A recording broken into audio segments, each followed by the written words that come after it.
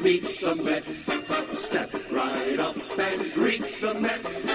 Bring your kiddies, bring your wife.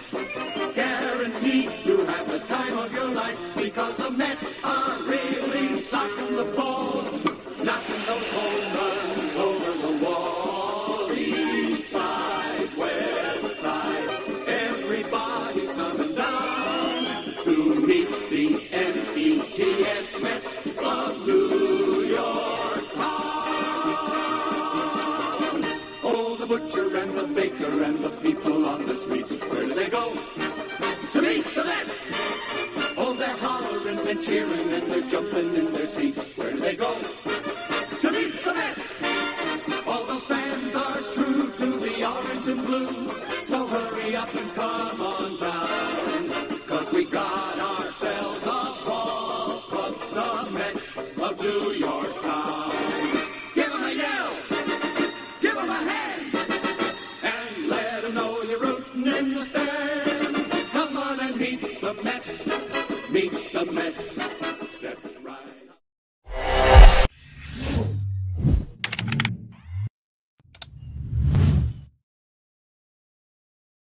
What's up, Mets fans? Welcome back to the channel and welcome to another Mets Hot Stove Live right here. Tonight, Thursday, November 9th, 2023. We got a lot of Mets news, a lot of new rumors, and a lot of Pete Alonso talk as well. David Stern spoke at the GM meetings before they were rudely interrupted because of stomach viruses going around the hotel and around all the GMs and executives. And it actually was supposed to end today, but end a few days short. But we do have a couple of news that popped out because of it. David Stern speak. We heard about the Peterson injury. We'll talk more about that. The new VP under David Stearns. We got David Stearns talking about what the Mets are targeting this offseason. Obviously, the two big names, one free agency, one trade, Soto or Ohtani. Obviously, it's probably not going to be both, at least this offseason.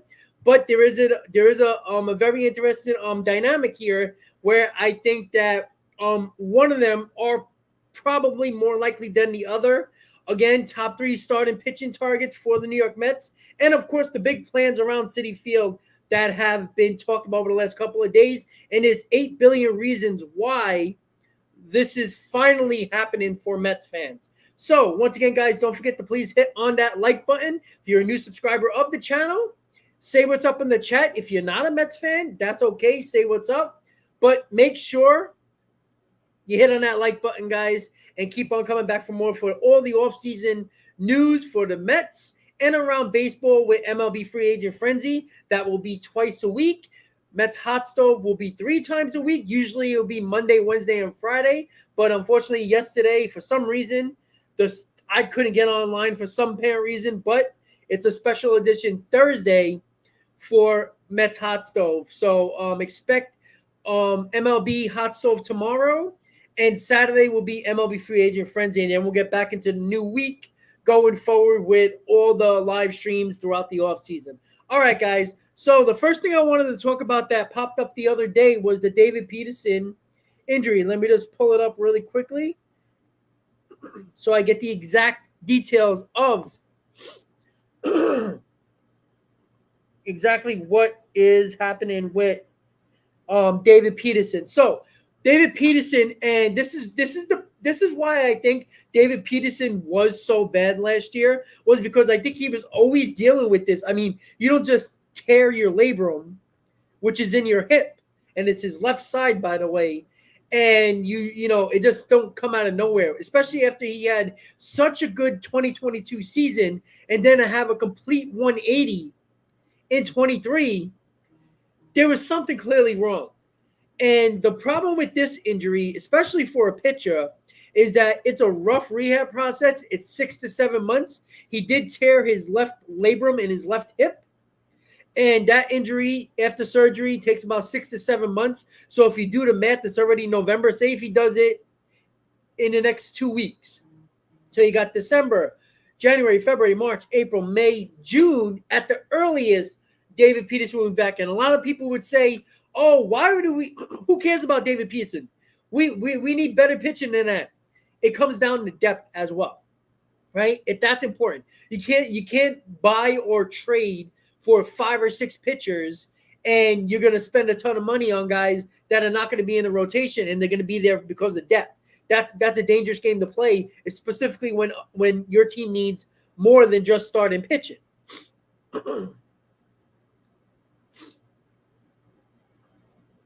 Well, Daniel, we're going to get to that as soon as we talk about Peterson and the new VP.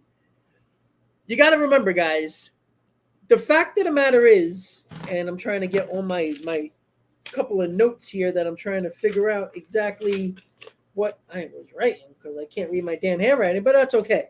So the other issue is, and let me just figure this out really quick. Okay, there we go. Perfect. That's what I was looking for. I was looking for something very specific.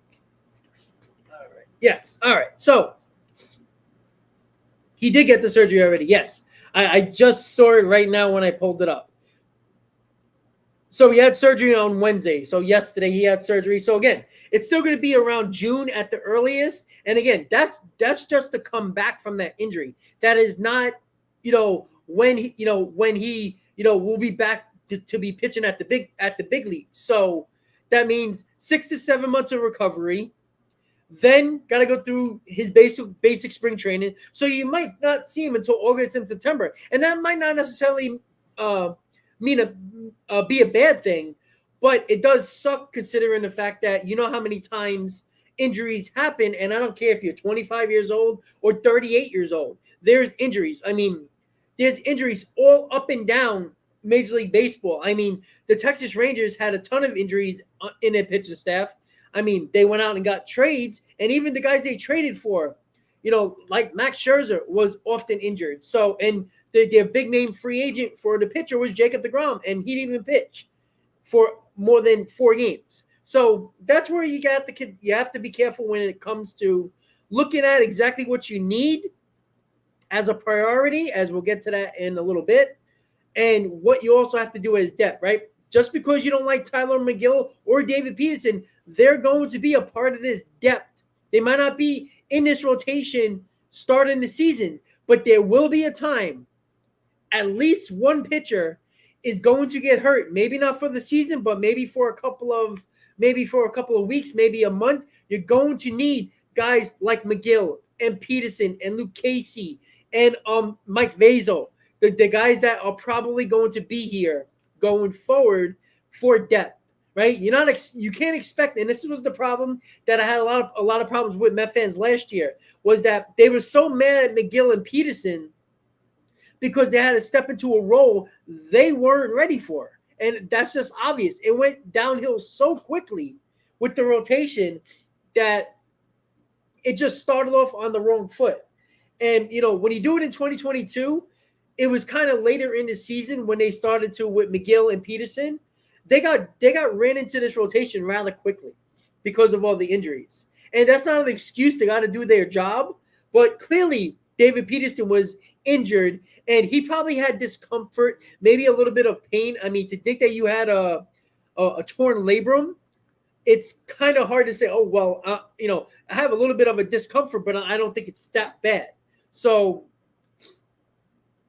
it just makes sense that you need depth on top of your top 5 of the rotation, right? You always need about 8, 9, probably even 10 guys. 3 or 4 of them are probably going to get a start every now and then. For the first couple of weeks, because of off days during the regular season in April, of course you're going to have, you're probably going to skip your 5th starter spot for maybe the first week or 2, maybe even 3, depending on your off days. So that's what you have to do when it comes to the Mets. So that is the Peterson injury. Left labrum. He had a surgery on Wednesday. So that's a 6-7 month recovery time. So you're looking at June or July, and that's just recovery time. That is not, going to spring training, going to Port St. Lucie and rehabbing, and basically starting the spring training. So if you're lucky, maybe we'll get him in August and September, which won't necessarily be a good thing. And yes, Francisco Lindor won the Silver Slugger Award which is nice, but he should also won a Gold Glove too, but that's on another level. But let's get started with the new VP for the Mets, and that is Eduardo Brizuela. Excuse me. He worked with David Stearns in Milwaukee. He was with Milwaukee for 14 years, working his way up throughout the team and throughout the organization. And he's a guy that was under David Stearns in Milwaukee, and he was actually a VP and special assistant, basically the same position he has now with the Mets under David Stearns. He had with the Milwaukee Brewers. And I know there were some people that were commenting on about that, saying, "Oh, why are we snagging all these Brewers executives and Brewers people like the Mets have been as successful as the Brewers?" They haven't been. And not saying the Brewers have won a World Series, because they haven't, but they've been in the postseason a hell of a lot more than the Mets have over the last 10 years. And that's a fact. So that's where we are going to have to look at when it comes to what David Stearns wants. David Stearns wants people he can trust. David Stearns can't do every single thing, right? You have to rely on your scouts. You have to rely on other people beneath you that are either scouting the professional players or the minor league players or international players. You're going to need that trust factor when you make your decisions, right? Of course, David Stearns is going to do his homework, but there's always other people behind the scenes that we don't even know about that usually give the most information for David Stearns to make that decision.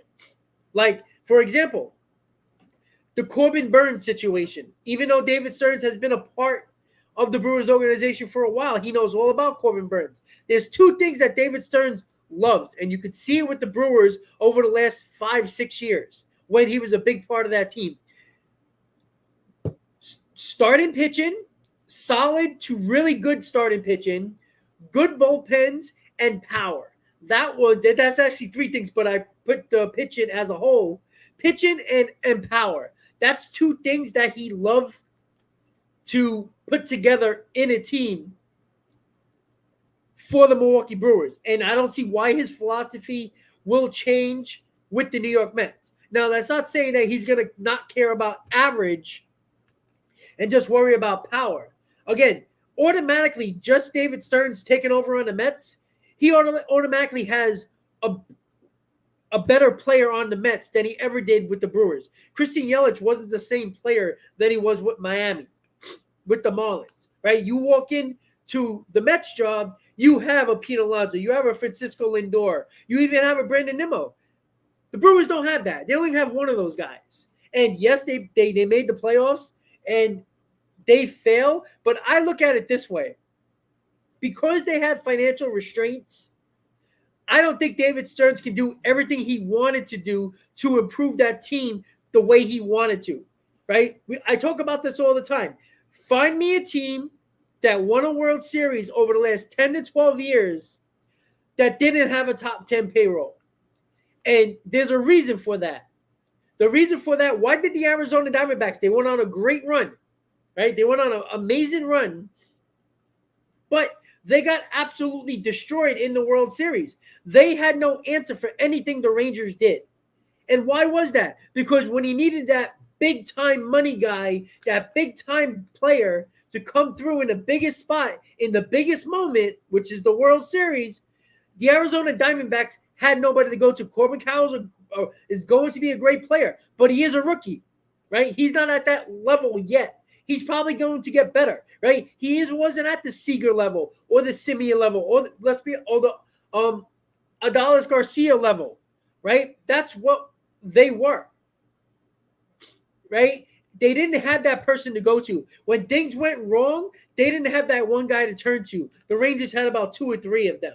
That stuff matters when you get to the biggest moments in the World Series, right? And again, another top 10 payroll team won the World Series. Again, when I always go back to 2015 because people bring up the Royals. The Royals, if you look back what they did during the offseason of that year after they lost the World Series the year before, they went out and got a couple of veterans, spent a little bit more money, right? They ended up being in the top 10 in payroll. They were tied at the top 10 in payroll, but they actually were top 10.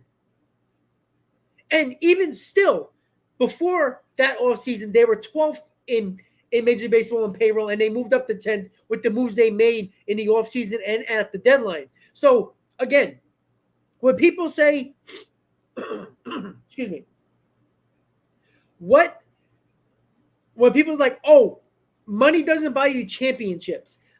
Of course, the top payroll team always doesn't win the World Series, but top 10 payrolls do. So if you have a $280 million payroll, $240 million payroll, or $350 payroll, you have a better chance than somebody that spends $150 million. It's just that simple, right? Is it an end-all, be-all? No. You'll get a team like the Arizona Diamondbacks every once in a while that would, go on a special run, right? The Philadelphia Phillies, people call them a special run or a miracle run. Why? Their payroll is $240 million. That's not a special run. They're supposed to be there. So if everybody was like, oh, look what the Phillies did. Well, weren't they expected to do something, right? You don't sign Harper and Schwarber and Wheeler and Castellanos and make big-time moves at the trade deadline for bullpen help to not be at that point. So for everybody who talked about, oh, look how special the Phillies are, the Phillies were supposed to do that, and it took them a change in manager with a guy that nobody had cared about or nobody knew. Oh, by the way, Rob Thompson, who, everybody wants to kill Carlos Mendoza, Rob Thompson, who was a Yankees bench coach who was under Joe Girardi. So all the people last year who was like, oh my God, the Mets should have done look what the Phillies did. They fired Girardi and put Rob Thompson in. That's what the Mets should have done. Well, the Mets kind of did the exact same thing. They just didn't do it during the season, right? So automatically is Rob Thompson a great manager, or did the actual players actually perform to their level when they were supposed to? All right, so back to the VP, the new VP, Eduardo Brizuela. He is going to be a VP and special assistant under David Stearns. He worked a lot with the farm system. He worked a lot with the minor league scouts. So he's dealing with a lot of that with the Brewers. I'm assuming he's going to do, stuff similar with the Mets. All right, so we know David Stearns spoke at the GM meetings, the little GM meetings that there were. The names popped up in regards to, or with Pete Alonso. Scott Boras talked about Pete Alonso.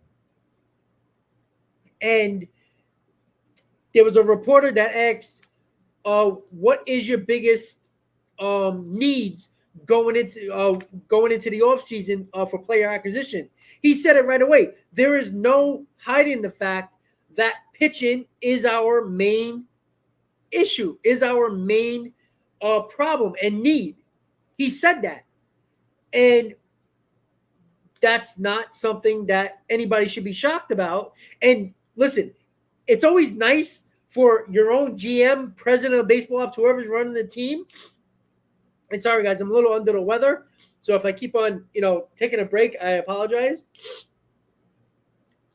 We always say, what do the Mets need, right? We always talk about it, right? I got the top 5 needs on the corner over there: rotation, bullpen, DH, outfield, third base, right?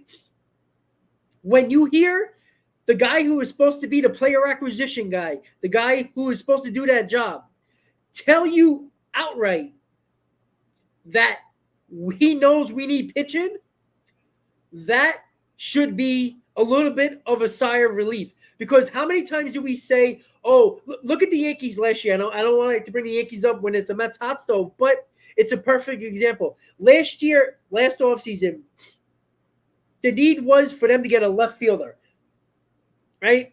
Brian Cashman actually said that. And all the Yankee fans were like, oh, great, he said it. He knows what we need. And then they never do it, right? That's a problem, right? I truly believe that Brian Cashman was waiting for Bellinger at the deadline.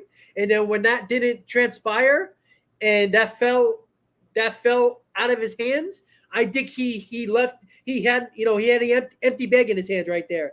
And I think that was his plan, and it didn't work out that way, so he ended up with nothing. This situation is a little bit different because it is the offseason, right? Cashman could have signed Bellinger in the offseason last year. There's so many players, pitchers, free agency and trades where the Mets can easily fill up specifically their rotation quickly. It's just that simple. So hearing him say, and I'm gonna link bullpen and pitch and rotation together. He says pitching is the number one priority. That is something that, thank God, he said that, because I like to hear a guy who's going to acquire players via free agency or trade say that, because he has the pulse of the team. He understands what he needs, and why wouldn't he make that trade? Why wouldn't he make them moves, right? It just makes sense. A lot of it's going to involve just giving money to pitchers. Yamamoto is number one. All right, before we get to Yamamoto, let's talk the Alonso extension. Scott Boras spoke, and David Stern spoke about it. This is the first time Scott Boras and the Mets spoke about the contract situation and extension talks in public. Remember, and this is why it's important to have people in the organization that is running your team, because who is directly involved with this situation talks about it. Don't think for a second David Stearns is going to bring it up to the media, to the public, and not have any discussions or talks with Pete Alonso and his agent and bring it up to the public, and that would be a bad move. But when David Stern talked about it, saying, hey, listen, we know how good Pete Alonso is. We know he's the face of the franchise. We know he's going to be our first baseman this year. We hope to have him, right? And yes, we are open to extension talks. He said that. He said that all. And then Scott Boras confirmed it. He had a long conversation with David Stearns. He said that in his interview. Well, guess what? Scott Boras is not going to say that unless that is helping his client, right? He's not going to say that if talks went wrong. You would have heard a lot more negativity towards Scott Boras, or with Scott Boras, in his comments about Alonso's extension, because he's done it before. He did it with Michael Conforto. He did it with Bryce. He did it with many other players that were big names, where he used to bring out negative. He always used to talk negative about the Mets. So that's the way I see it. The fact of the matter is, I don't think there's going to be an extension. I think the Mets are bidding against themselves, and that is a bad way to do business. That is a bad way to negotiate. Who are you negotiating with? You're negotiating with yourself. You're not fighting over a player at this moment.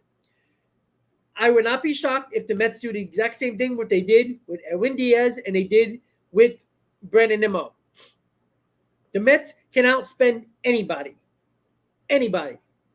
They want a player, they'll give them the most money if they see that it's a fit for the team. Pete Alonso is the same thing. Why are you going to give a $260 million contract to 10? Say if it's 10 years, $260 million that they work out an extension, or talking about an extension. Say that's what Pete Alonso wants. 10 years, $260 million. Why would the Mets do that, knowing that they're bidding against themselves? So they're arguing for an extension with Pete Alonso and his agent. Yet they're bidding against themselves and no other team. What if Pete Alonso goes out and there's no team that gives him more than $260 million? Well, guess what? Now the Mets are in the driver's seat, right? The same thing with Brandon Nimmo, right? The Mets didn't extend Brandon Nimmo. They offered him a contract earlier on in last season, prior to him signing in 2022, excuse me. And he, right, didn't accept it. They said, all right, go out there, check the offers, and then come back to us. Nimmo came back, and the Mets said, all right, well, we weren't expecting your market to be that expensive, but they wanted Brandon Nimmo, and let's be honest, they needed him, right? And they did it. There's no reason why they can't do the same thing with Pete Alonso, right? If it takes 10 years, $300 million, if there's teams bidding against you for Pete Alonso, that's when the gloves come off, right? Aaron Judge, look what the Yankees did with Aaron Judge, right? Yankees lowballed Aaron Judge, and they say, okay, go find a better offer. The difference with Aaron Judge was that he actually took less to come back to the Yankees. There is no doubt in my mind Pete Alonso is not going to take less. So again, Aaron Judge actually wanted to be a Yankee. I want you to ask this question. Does Pete Alonso actually want to be with the Mets for the rest of his career? If you can't say that 100%, then don't tell me that Pete Alonso really, really wants to be here. Because yes, Aaron Judge got paid, but he also had $400 million on paper from another team, and he took less money to go back to the Yankees. Is Pete Alonso going to do that? I want you to ask yourselves, for all the Pete Alonso people who says, oh, they can't lose Pete Alonso, does Pete Alonso want to be here? Just saying. Because I seen one of the best players in baseball, and Pete Alonso is not he's not a top 5 player. Judge is, who could have took the most money. Didn't. Took less to go back to the Yankees. His team that he went through the farm system with. Just like Pete Alonso, who might be a top 10, top 15 player in baseball, but he's not at Aaron Judge level, not even close. Pete Alonso is looking for 10 years, $300 million? Well, so you're telling me he will go to the Chicago Cubs for 10 years, $300 million, but will take 10 years, $260 from the Mets. But yet one of the best players in baseball, in Aaron Judge, who had a historical season, took less to go back to the Yankees. Why can't Pete Alonso do that? Why? Because I don't think he is all in on being a Met. And listen, I have no problem with somebody getting paid, but if he's gonna see himself as an Aaron Judge type face of the franchise to this team, why can't you do that? Judge took around $50 million left. Why can't you? No, John, I don't believe that one bit. I don't believe Alonso wants to be here in New York. Oh, so you're going to believe Scott Boras, a guy who Alonso is paying to represent him. But not all the hoopla. All of a sudden, everybody wants to put all that stuff to the side. When there's smoke, there's fire. There is too many reporters and too many different articles and too many different people talking about how Pete Alonso and his ego is completely different than what he portrays to the media. He's a different type of cat in the clubhouse. All right, so don't think for a second that Pete Alonso is all in and he wants to be in New York, right? Because if he wants to be in New York, he would be more serious about an extension and a reasonable extension, right? You don't give premium dollar in an extension when you still have that player on the contract. Name me a player that is on that team that gives one of the biggest contracts as an extension, right? I'm not saying trading for a guy like the Mets did Lindor, like whoever trades for Juan Soto, right? That's a different story because you gave up assets to get him, so you have to make that effort to give him to give a big time contract for an extension. When it comes to Pete Alonso, he is your property right now. When you work on an extension, you work on a deal that is reasonable for both sides, where you see the Mets say, all right, I think we save a little bit of money here, and Pete Alonso still gets paid.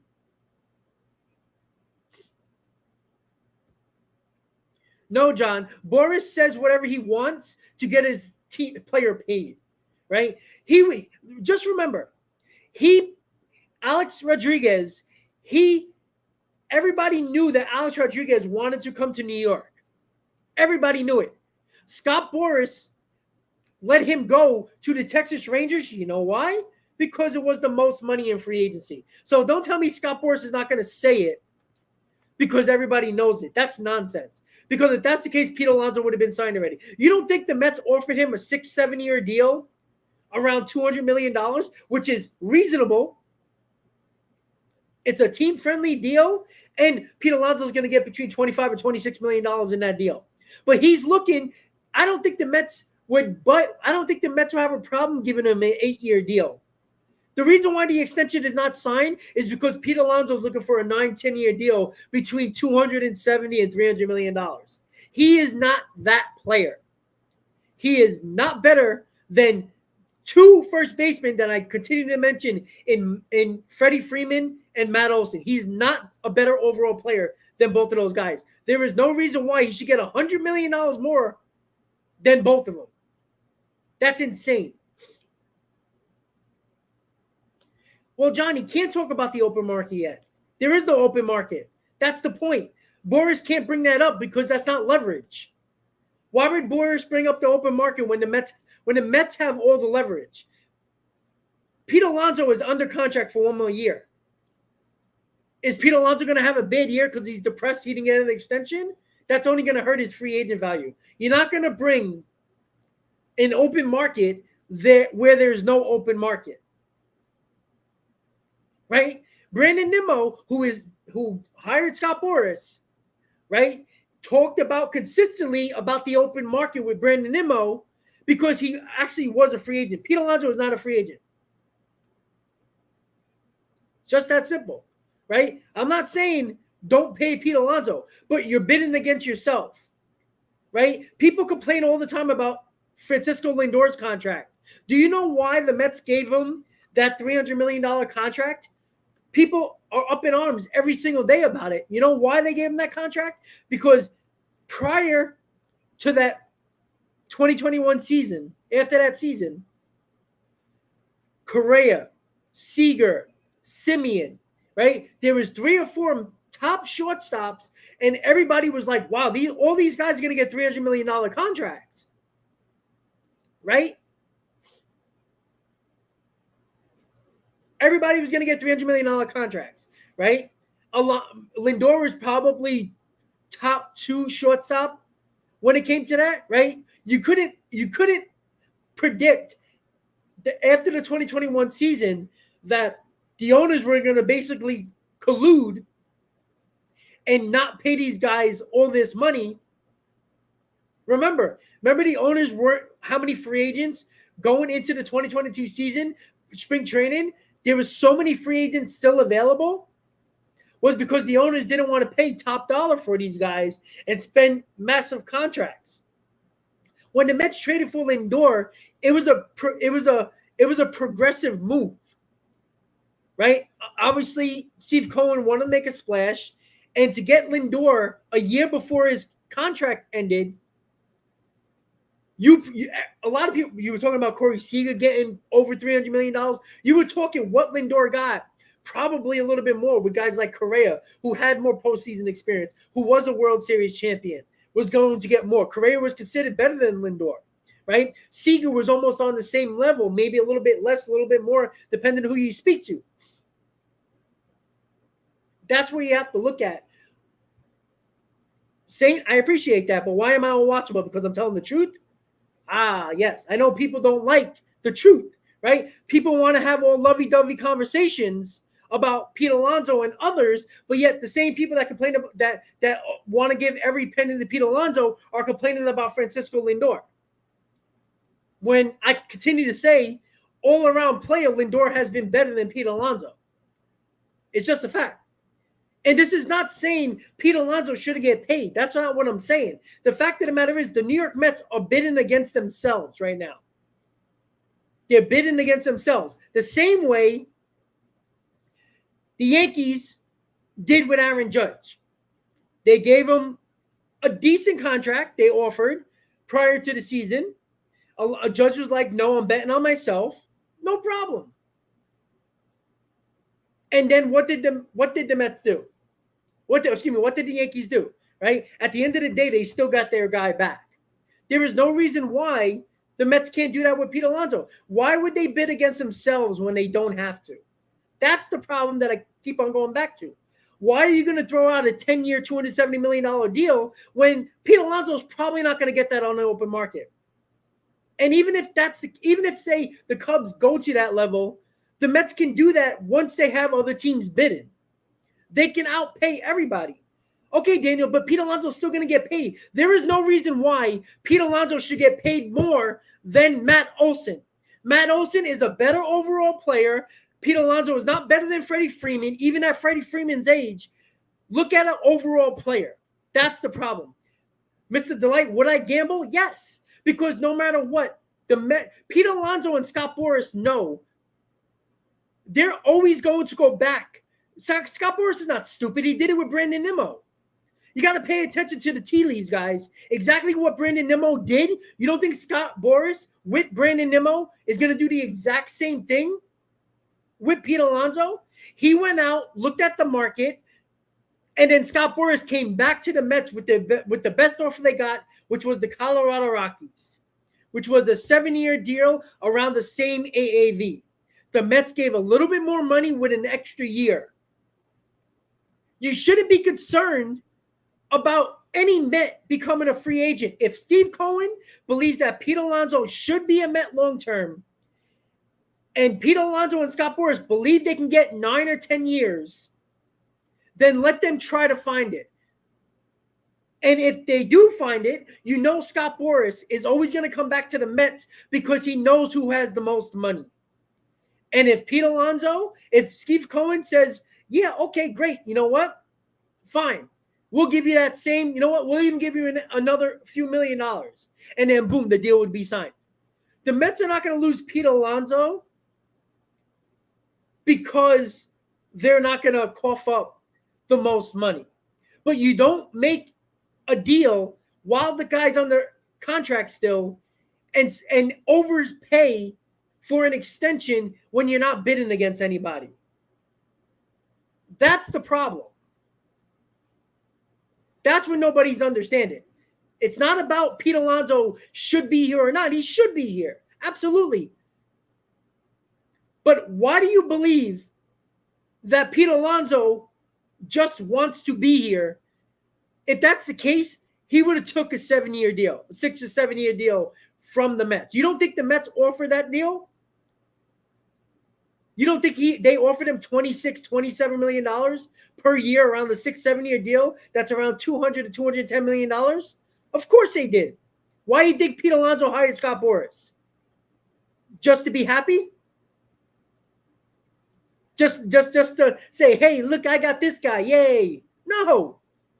Because whatever was working out extension-wise with the Mets, they were going around 7 years. Everybody has talked about it on this channel.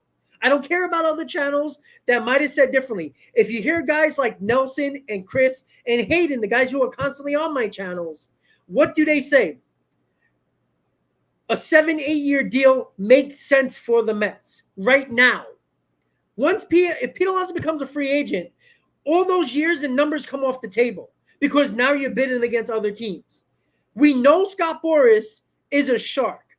Scott Boras is not going to take any deal until his last conversation is with Steve Cohen and the New York Mets. That's a fact. Because you know why? Because Scott Boras is not an idiot. He did it with Brandon Nimmo last year. Brandon Nimmo, right? Nobody thought he was going to get a contract like the Mets gave him. What did the Mets do? Because everybody, Billy Epler, Steve Cohen, all knew that Scott Boras' last telephone call before letting Nimmo sign a contract was to call Steve Cohen and say, hey, the Colorado Rockies are offering 7 years and whatever amount of money they were giving him, the Mets gave him an 8th year with a little bit more money for incentive. Just that simple. Well, explosive, but that's the problem. It's because Steven, I'll get to that in a second. I haven't talked about that much. I did speak about it during the live stream when the breaking news happened. But listen, guys, this is not saying Pete Alonso shouldn't be a lifelong Met. I'm not saying that. But to bid against yourselves is stupid business, especially when the Mets have no starting rotation, no bullpen. The Mets need to spend all their money on their team this year, knowing that Pete Alonso is going to be here if he likes it or not. Just that simple. He's a part of this team in 2024. He has 1 year left on his deal. David Stearns shouldn't worry about a Pete Alonso extension until he solidifies this roster, which they need a lot of help. They need basically an entire bullpen, at least 4 arms, at least 3 arms specifically to fill a rotation, and a couple of depth pieces as well. That's a lot of money that has to go around. Yeah, I don't want Blake Snell. I think he's a disaster.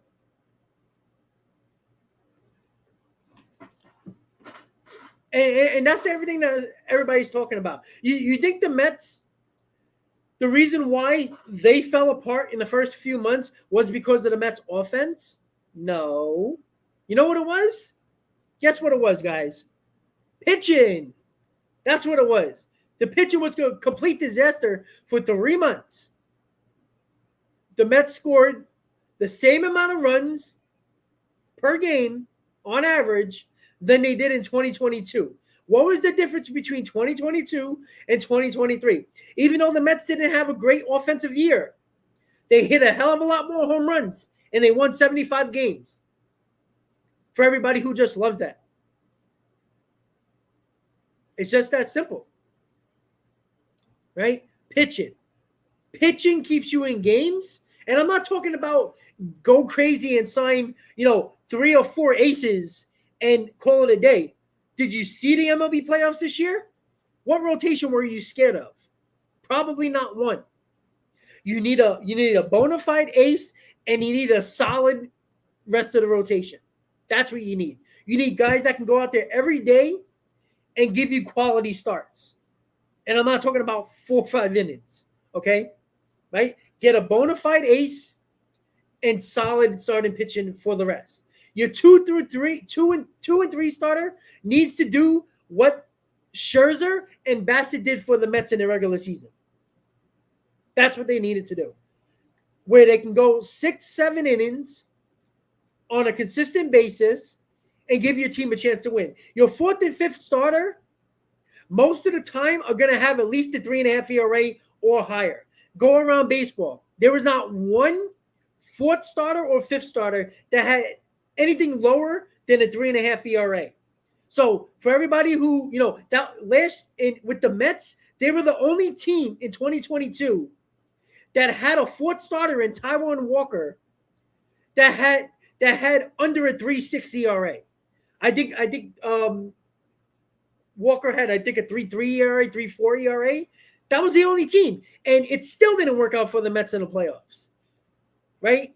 I think the Mets still have to focus on, again, if you want to get Yamamoto, I'm absolutely on board with that. He looks like a guy that is a guy that is not afraid to throw a lot of pitches. He did it in Japan. For the last year and a half, he's pitching every 5th day because he knew he was going to be posted soon to be a free agent and to be in Major League Baseball. So over the last year and a half, he was pitching every 5th day, unlike every other Japanese pitcher that was pitching every week, once a week. So he changed the philosophy in Japan because he knew that teams are going to be looking at that going into his posting date. So he's a guy who throws a lot of pitches. He's 25 years old, and he's pitched every 5th day in Japan, which is not normal in Japan. So say if you get Yamamoto, what is the next thing I'm looking at for other guys that I'm looking at? I talked about Eduardo Rodriguez a couple of months ago where I knew he was going to opt out of his contract because he said it. He wants to be closer to home. He wants to be on the East Coast. Remember, he declined the trade to LA because he wanted to be closer to home. I know his comments about what he said, I think 2 days ago, that he has no demographic area where he wants to be. Anywhere is good. I don't believe that one bit. He has to say that because he's a free agent. He wants the Dodgers bidding against the Phillies or the Mets, right? So you're not going to take out an entire coast where most of those teams on the West Coast have a ton of money. You're not going to knock them out and say, oh, well, I'm not going to talk to those guys because I want to be on the East Coast, right? Max Scherzer wanted to be on the East Coast until Steve Cohen got him into a room, right? So Eduardo Rodriguez is one guy. And you look into the playoffs, this playoffs, right? Mike, I am watching hockey. I'm watching the Rangers right now. They're up 1-0 or 2-0. 1-0. Sorry, I've been focusing on the chat, but yeah, I'm watching the Rangers right now. Yeah, listen, if the Mets sign Yamamoto and Eduardo Rodriguez, it's going to be hard to find a better number 4 around the league, right? Yamamoto, Senga, Rodriguez, and say Quintana, and then pick your number 5. Yeah, I don't want Luis Severino or Frankie Montas. No. Listen, you look at the playoffs, and I bring up the playoffs as an example. Oh, you can see the skates? Yeah. That's funny. Right? This is what I was looking at, right? I talked about Aaron Nola, and look, I'm gonna be the one. Look, I bring up myself when I say something and I believe I'm wrong, and I end up to be wrong, and I'm gonna bring it out right now, right? Aaron Nola, right? You guys, it's well documented that I'm not a big fan of Aaron Nola, right? But what I am a big fan of Aaron Nola is his postseason performances. He had one bad start against the Diamondbacks in the NLCS this playoffs.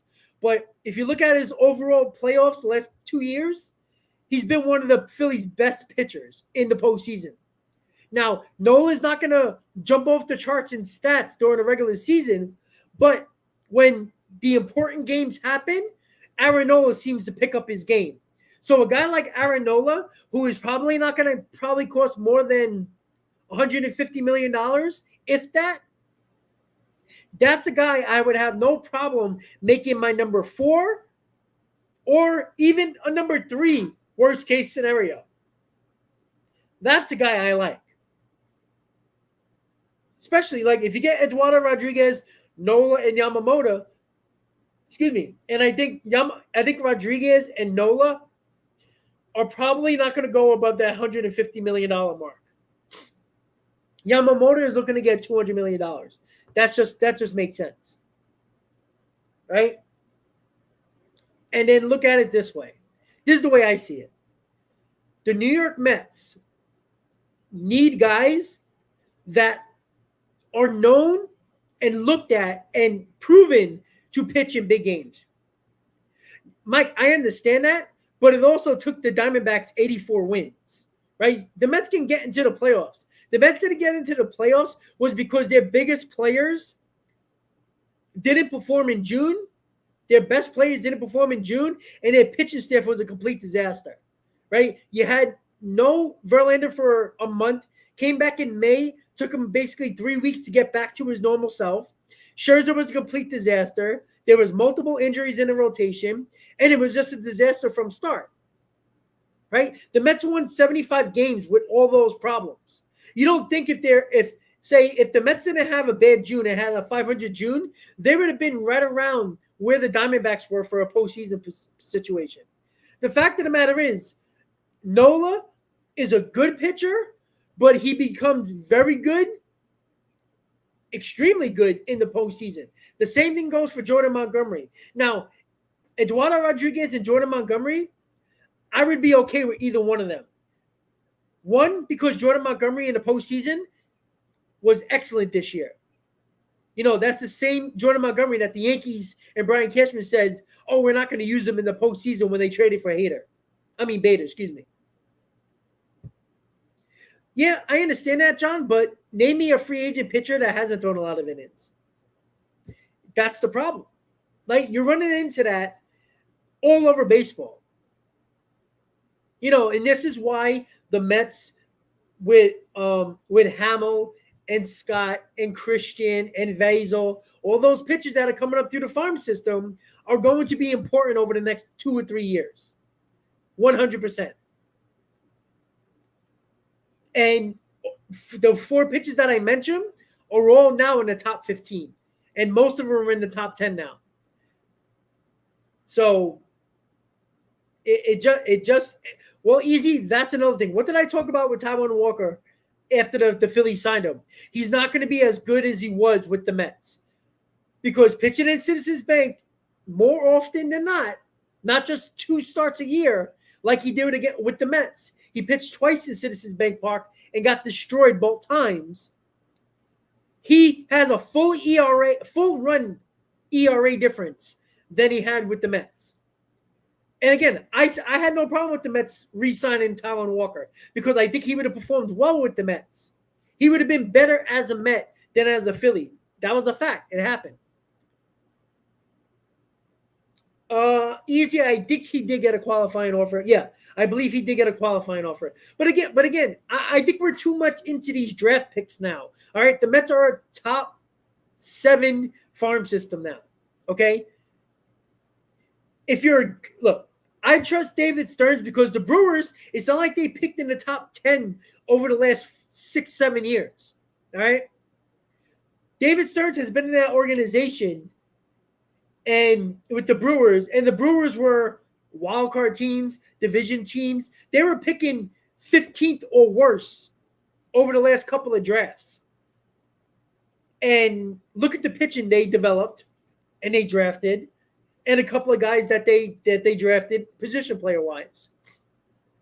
It's important that you can draft throughout the draft. Right? The Houston Astros have no problem drafting when they're drafting 27th, 28th, 29th. And a few years ago, they didn't even have draft picks. Oh, yeah. Actually, yeah, John. He does throw a lot of innings. That's another good thing. The guys that you want as your 3, 4, 5 guy, those guys are supposed to give you innings. They're not going to give you the best starts all the time, but they're going to give you innings, which in the end saves your bullpen for later in the year. That's what was missing, right? 2022 was so successful was because your number 4 was going deep into games. There was no doubt that your number 1, your number 2, and number 3 were going 6-7 innings every game. And your 4th and 5th starter were now giving you innings as well. And your bullpen was one of the best in baseball almost the entire season. They never faltered. And that's important. And that's what you need here. Jordan Montgomery, who is an innings guy. Nola is an innings guy. Those guys, Eduardo Rodriguez is another guy.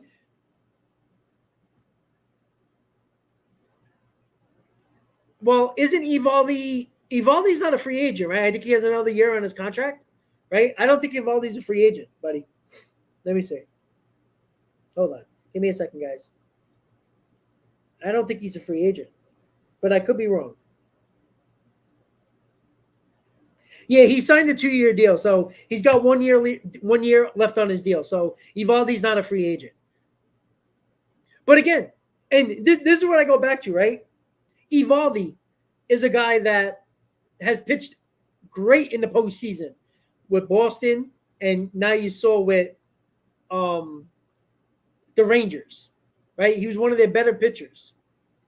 When they needed him the most, he was the ace, right? That was a signing that nobody really thought when the Rangers made it, that it was a earth-shattering move and was so meaningful going forward. Nobody thought that. Nobody was clamoring for the Mets to sign Nathan Eovaldi as their ace. That was basically what the Rangers did. Yeah, I agree, Mike. I don't think you have to worry. Don't stop worrying about qualifying offers, because that means you shouldn't sign Ohtani. That means you shouldn't sign Nola, Montgomery. I think he's getting a qualifying offer. Yeah, well, Joe, he had an on and off career because he's either pitching well or injured. So No, Alan, and that's the point. Glass now, I wouldn't mind, but I wouldn't give up a lot for him. And I always worry when the Rays are willing to trade a pitcher because that's scary because they usually – I know why they're going to trade Tyler Glass now because they're not going to pay him, but I don't like his injury situation. When he's on the mound, he's really good. Like if I can guarantee he stays healthy, I take him in a heartbeat. But that's why I rather have Corbin Burnes than Glass now. If I'm going to make a trade for a pitcher, Burnes is priority over Glass now, in my opinion. All right, guys. So the Soto Ohtani situation.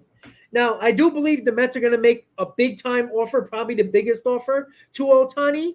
And I said this many times. Shohei Ohtani, it's going to be very hard for him to take less money to go wherever he's going to go, right?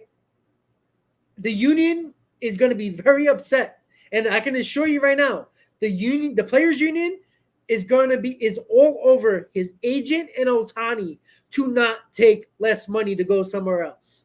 That is, you can't be the best player in baseball and take less money to go somewhere, even if he wants to be there, right? If he really wants to be a Dodger, wants to stay in LA, to take, say if the Mets offer him $500 million and the Dodgers offer him $450 million. The union already come out and spoke about Aaron Judge taking less money to going back to his team that he was currently on, which I don't have a problem with him. I don't have a problem a player taking less to go back to his original team.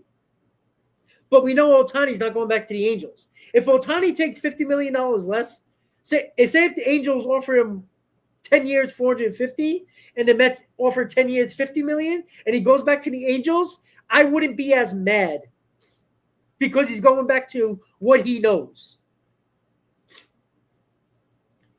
But if Ohtani takes less money to go to the Dodgers, and it's a significant amount of money, the union is not going to be happy because all that's going to do is have a trickle-down effect with great players. Whoever's the best player on the market the following season is going to be with other teams. Well, look, Ohtani took less money to go where he wanted to go.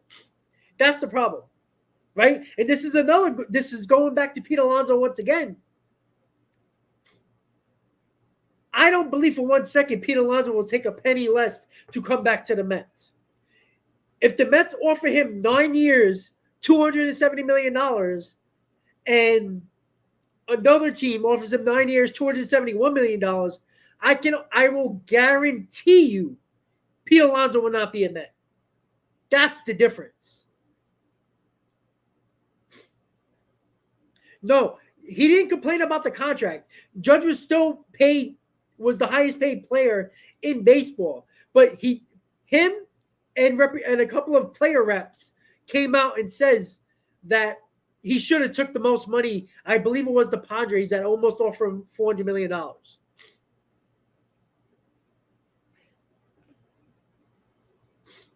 Yeah, Frank, we're going to get depth, but you also got to get quality to really good starters to set up your rotation. Whatever you do after that is obviously depth. But the main guys you're going to have in your rotation, you got to worry about first. Before that, after that, then you go into the depth situation. No, Alan. See, that's the problem. It's the player's choice in our eyes, but they are part of a union. All right. I don't know if anybody has worked for a union, but there is never a time where a union wants a player to take less money or a worker to take less money, and it's going to benefit other people in that union. Why do you think the players and the teams went on strike a couple of years ago? It was because teams were starting to collude together and not paying the players for what they did and now what they're going to do. And that was a big problem. So that's where we are when it came to the Mets and everybody else. The fact of the matter is, the players, there's about probably 1 or 2% of players, probably 1%, that take less money. And it's usually not the best players, the top 5, top 10 players in baseball. It just doesn't happen. And I'm telling you right now, the union is all over this Ohtani stuff. And don't think, remember, Steve Cohen was in those talks with the union a couple of years ago when they were trying to negotiate a bargaining agreement. That's where we are. So this has been a huge problem. The union wants him to take the most money. The union was not happy. Tony Clark talked about it. Player reps talked about it. But the little argument that Judge and other player reps had, who was on board with Judge taking less money, he went back to his original team. Again, if Ohtani takes less to go back to the Angels, nobody should be upset because he's going back to what he knows. If Pete Alonso takes less money to come back to the Mets, that's understandable because he's going back to his original team. But does anybody believe that Pete Alonso is going to take less to come back to the Mets? No. And I'd be shocked if there's a big gap in money that, say, the Mets and another team offer Ohtani, and he goes to that team for a significant gap of money, and I'm talking about $30, $40, $50 million, that's going to be a huge problem. Now, it's not going to change the player's mind most likely, but it's going to be a big problem. Urias is probably not going to be a part of baseball. He's got a whole legal issue. That's not happening. All right, so top 3 starting pitching targets. We talked about it. Yamamoto, Montgomery, Nola, Eduardo Rodriguez. You know, the guy that I talked about a few streams ago, Yariel Rodriguez, who is a Cuban-born player that pitched over the last 2 seasons in Japan. He was a starter, and then his last season in Japan, they changed him to a reliever, so he can be either or. A lot of people believe that he's better off being in the bullpen. He's got an electric arm. He's got 5 pitches. He's under 30, so that's always good. He didn't pitch in 2023 in Japan because he knew he was going to become a free agent and become a part of Major League Baseball. He pitched in a World Baseball Classic for Cuba. That's another guy you have to look at. Again, if the Mets are looking for bullpen arms, he's a guy that I would trust and that I would take a flyer on because every year bullpens are fickle. Bullpens are a crapshoot. The best bullpen in baseball is probably not going to be as good as they were the year before. Right? The Yankees had the best bullpen for the majority of the year, ERA-wise and statistic-wise, in all the metrics. They didn't make the playoffs, right? Obviously, that was other issues. But when it comes to a bullpen, it's a year-by-year proposition.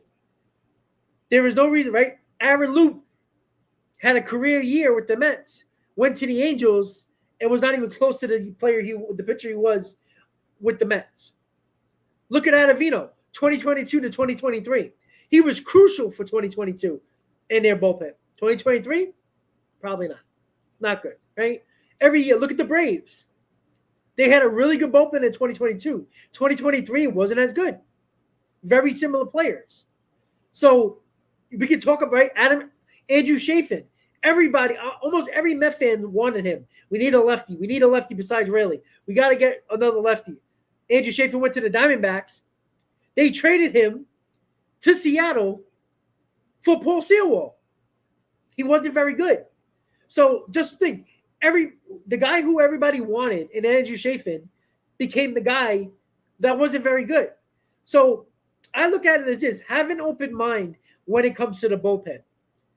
When David Stearns makes a trade or a signing for a bullpen arm, don't say, oh my God, he sucked. Or, oh, great, look at that move. That's a great move. You really don't know when it comes to bullpen. Mike, I honestly believe that Aaron Loup would be better here. That wouldn't be a bad idea. So we'll see with that. Chapman, I stay away from. I don't trust him one bit. And you know what? The Rangers didn't trust him either.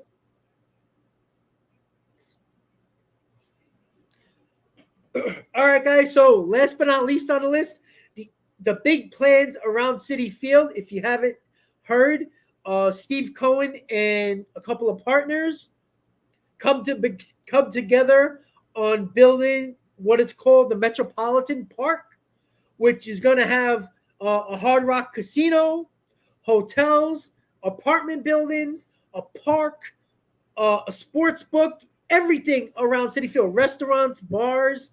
It's going to be what you've seen around new ballparks around baseball over the last 7 to 10 years, right? If you go to Philadelphia, they got that live casino. They got all those bars and restaurants around the three stadiums. Wells, the Wachovia Center, where the Flyers play the Sixers. You got the Link where the Eagles play, and you got Citizens Bank where the Phillies play. You got a casino, you got restaurants, you got bars, you got all that area to walk around, right? I went to Minnesota. They got a similar setup. They don't have a casino, but all around that area, they got stores, restaurants, bars. You go to Atlanta, same thing. You go to Colorado, same thing. You go to Washington, they started to build up with restaurants and bars now as well. So that's what we're going to see over the next. It's probably going to be it's like a 5 to 7 year plan. I'm going to be pretty sure that the casino is going to be the first thing that is going to be ready to go in a couple of years. As long as Steve Cohen and his partners win that casino license. So that's what I think is going to happen first, because casinos get built within a matter of a year. Because I live in Queens, and Resorts World Casino in Queens on Rockaway Boulevard was built they didn't even have a hotel yet. They barely had parking yet. And they opened up within a year and a half. So I would be shocked if the casino is not the first thing up and running. And obviously the casino is going to have bars, restaurants, and stuff as well. And then around it, remember, NYCFC over the next couple of years is going to have their stadium built for their soccer team. Probably in, I think, 2026. I think it should be ready to go. So that's going to be there. They're building an apartment complex as a part of that building process. So there's going to be a lot going on over the last couple of years. Traffic's going to be a disaster, as it already is around Citi Field. I live about 7 minutes away from Citi Field, and I can tell you before and after games, if you get there at the wrong time, it's a disaster getting on that Grand Central. But it is what it is. So with that said, guys, tomorrow I'm probably going to do a